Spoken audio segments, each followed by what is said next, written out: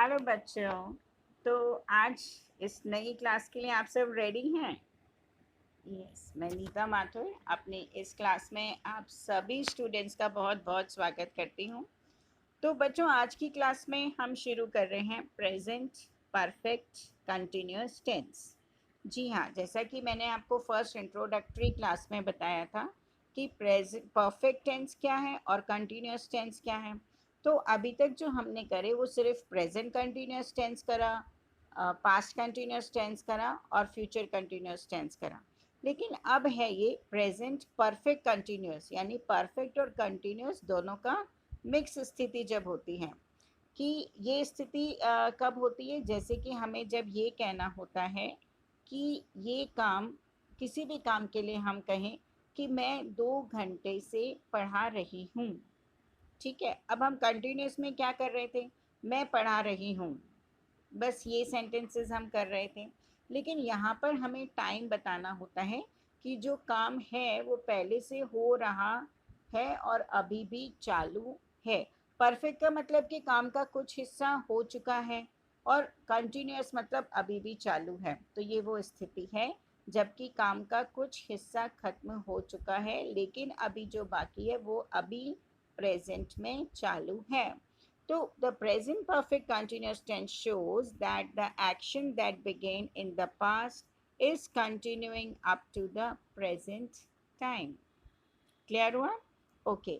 अब जैसा कि मैंने आप लोग को हमेशा ये बताया, जहाँ पर भी हमें कंटिन्यूटी शो करनी है, काम का लगातार होना बताना है, वहाँ पर वर्ब की फर्स्ट फॉर्म के साथ आईएनजी लग जाता है। तो प्रेजेंट परफेक्ट कंटिन्यूअस में भी हम कौन सी वर्ब की फॉर्म यूज़ करेंगे? First form plus ING. Yes. अब इसके हेल्पिंग वर्ब्स देखते हैं बच्चों। हेल्पिंग वर्ब्स जो हैं इसमें, इसके हैव बीन और हैज़ बीन हेल्पिंग वर्ब्स हैं।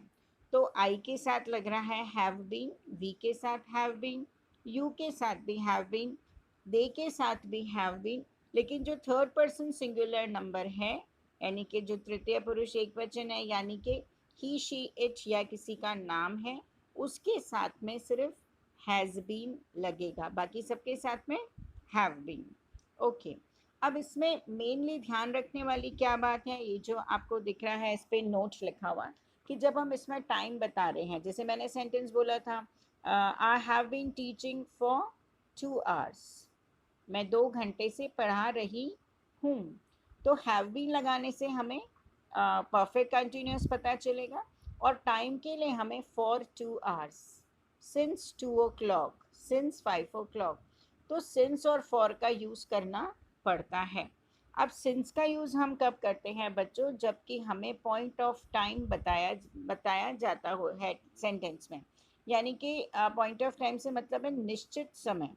निश्चित समय कैसे हैं? जैसे कि एक तो निश्चित समय बता दिया कि since 10 o'clock, since 2 o'clock, since 5 o'clock। Since हफ्ते के दिन हो गए, सिंस मंडे, सिंस ट्यूसडे, क्योंकि वो निश्चित दिन है।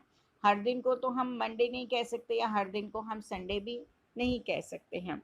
या फिर कोई तारीख बता दी जाए कि since 5th March, since 19th July, like that. या फिर सिर्फ महीना भी बता दिया जाए तभी भी वो निश्चित समय हो जाता है। जैसे हम कहें कि हम अक्टूबर से अपनी क्लासेस चला रहे हैं, है ना? तो we have been running our classes since October. या फिर इसमें साल बता दिया जाए कि जैसे 2005, 2010 से ये काम हो रहा है। अभी जब आप सेंटेंसेस करेंगे तब ये चीज़ और भी समझ में आ जाएगी। और फॉर का यूज़ कब करते हैं? जबकि पीरियड ऑफ टाइम बताया जाता है। पीरियड ऑफ टाइम यानी कि समय की अवधि। समय की अवधि कैसे हुई? आपकी क्लास में एक पीरियड कितना टाइम का होता है, कितने अवधि का होता है? 40 मिनट्स का या 45 मिनट्स का।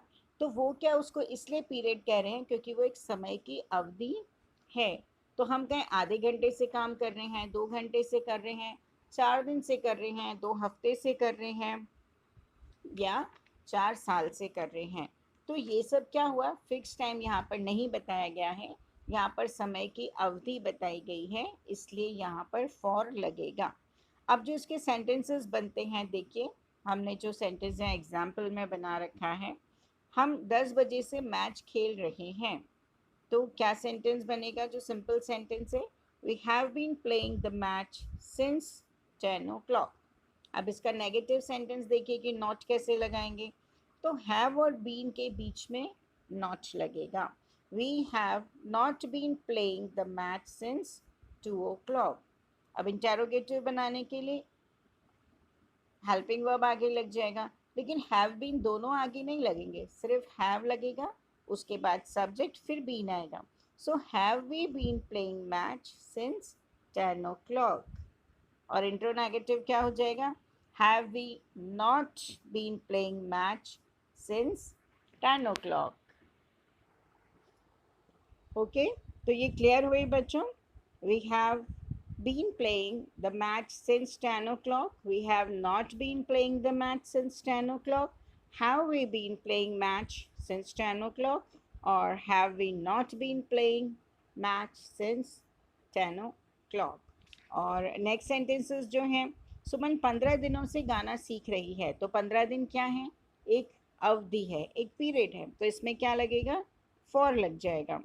अब थर्ड सेंटेंस जो है, हम 4 बजे से ताश खेल रहे हैं। तो 4 बजे क्या है? एक पॉइंट ऑफ टाइम है, एक निश्चित समय है। हो सकता है ये सेंटेंस 7 बजे बोला जाए।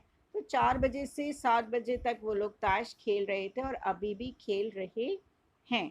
तो पॉइंट ऑफ टाइम के लिए 4 बजे के लिए हम क्या लगाएंगे? सिंस। और 15 दिनों से या 2 घंटे से के लिए क्या लगाएंगे? फॉर।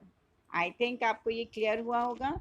कोई भी प्रॉब्लम है तो आप मुझे मैसेज करें, कमेंट करें, मैं आपको दोबारा से क्लियर करूँगी। सो आई होप बच्चों बहुत अच्छे से इंग्लिश पढ़ेंगे।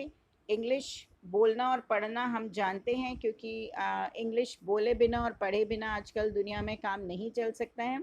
तो मैं चाहती हूँ आप सभी लोग इंग्लिश पढ़ने और बोलने में धीरे धीरे करके परफेक्ट होते जाएंगे। मैं और आप मिलके साथ इस काम को अंजाम देंगे। Promise?